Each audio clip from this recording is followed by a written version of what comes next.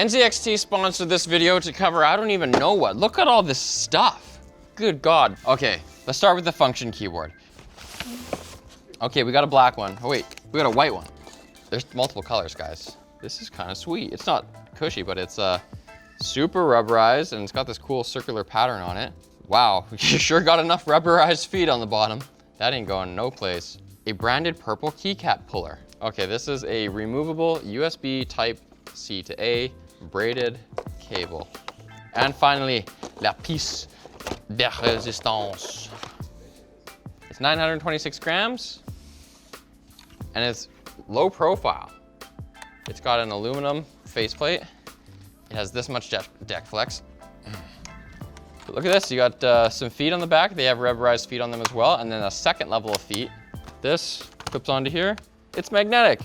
It's magic. Do not recommend holding it up. Now, they come with Gateron keycaps. So the whole thing with this, I guess what they're trying to do is say, look, the customizability you get with the mechanical keyboard space as an enthusiast is amazing. But what can we do to bring new people into that space? And how can we be a player in that space without limiting customizability? That's what I gathered from reading their thing anyway. This keyboard has fully removable keycaps, fully removable key switches, and from their site you can buy various key switches, all Gateron types. So they have like two different configurators. There's like the normal kind of cart page where you're like, hey look, 2 colors, here it is. And then there's the keyboard builder page where there's different colors, different keycaps, and more different key switches.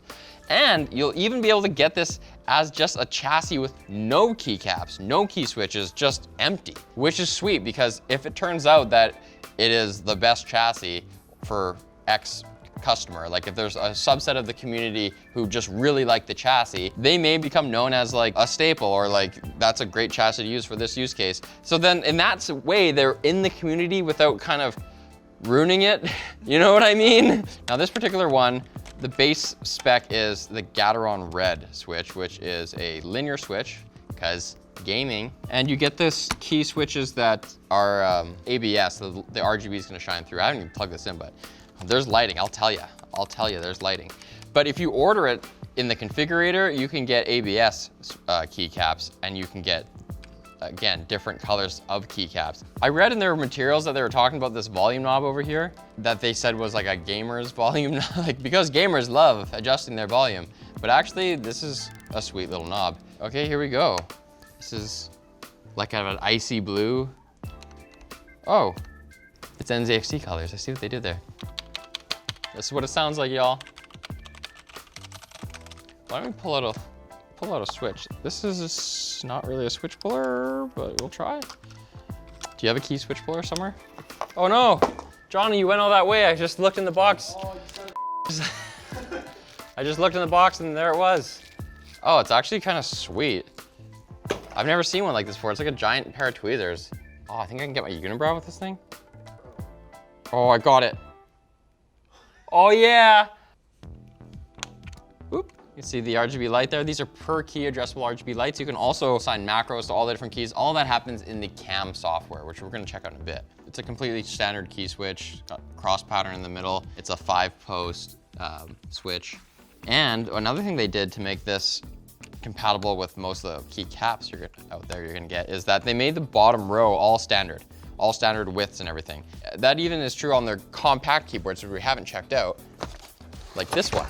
Yeah, this is their mini TKL. So it has all the keys of a 10 key list, which I have here, except it takes out all the unnecessary space and just compacts the crap out of it. And look how tiny that puppy is. That is cool. You still have a full-size enter key. You still have all your arrow keys.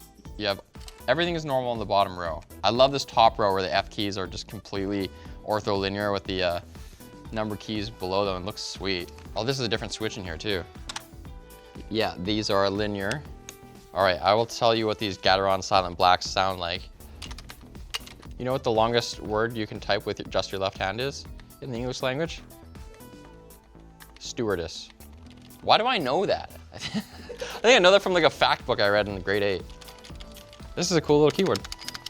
All right, let's talk pricing. For the retail models, the different sizes are $130, $110, $100. But then if you buy them as the bare bones kits, $90, $80, and $70. But I don't just have keyboards today. I also have mouses. Oh my God. Excuse me. Oh. So they come in black and white. NZXT calls these ambidextrous, although these buttons kind of have something to say for that, unless you're really good with the ring finger. But strictly speaking, it's not like it's bent one way or another. They got Omicron switches. Ooh, yeah, very tactile and pretty light force to click those down. They have this low friction paracord cable. They got 5 buttons. You can ratchet a mouse wheel. You can, of course, click the mouse wheel. I like the sound of the click. Oh yeah, they slip around pretty good. The mouse is 50 bucks, but you can also customize these on the website and get different accent colors. I have another stack of boxes. These are different accent cables for the keyboards. Okay. I like what you've done here. Purple, blue, more blue. That's a good match for that keycap right there. Now, what if I had the white one? Gotta go purple. Especially with that lighting scheme that they had default, that'd be cool. Ooh. All right, why don't we take a look at the cam software? Wow, this is very minimalist and postmodern software you have here. Oh, there's different tabs for base being the blue color that I have now. And let's say I'll switch that to red. And then reactive is after I hit a key and the color does whatever pattern based on that input, what is that color gonna be? Let's make that white. Interesting. There's actually some buttons I didn't show you guys before that are on the side. Really cool and tactile. This one is the brightness button. That's off. 1, 2, 3, 4, 5, 4 steps. This one over here, game mode, so the Windows key doesn't do anything. And this third button here is the mute button, but look how it's only red when I hold it down. Is it not a toggle? I want to check it out. No, it toggles. I like to check out the sensitivity of volume knobs. You got to do a fair few flicks to get this up and down. It's pretty insensitive. I actually prefer, there's something about like when a good song is on, you want to just be able to crank a knob like that and it like hits like just the perfect loudness. But this doesn't really do it. Kind of got to give it a couple flicks.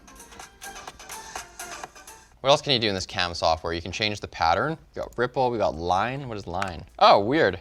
I don't think I've actually seen that on a keyboard before, just like a solid line horizontally and off.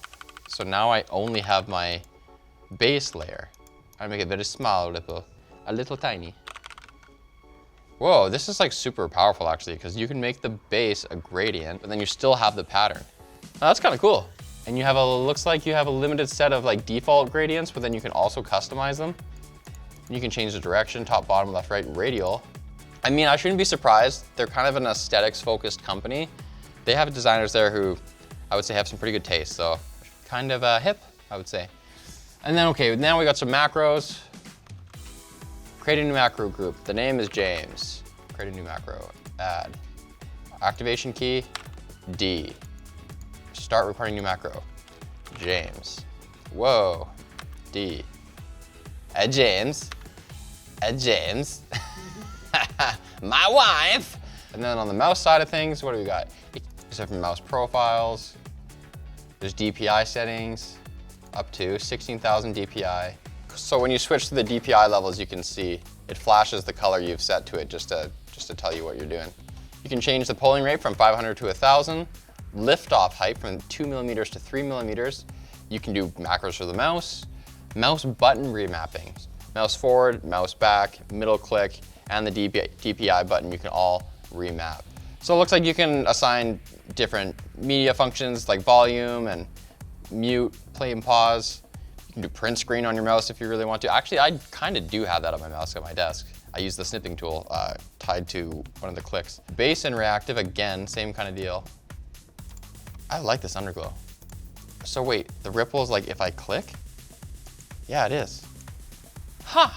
So that's the Lift mouse and the function keyboard. Super cool what they're doing. I really hope it brings more people into the custom peripheral space.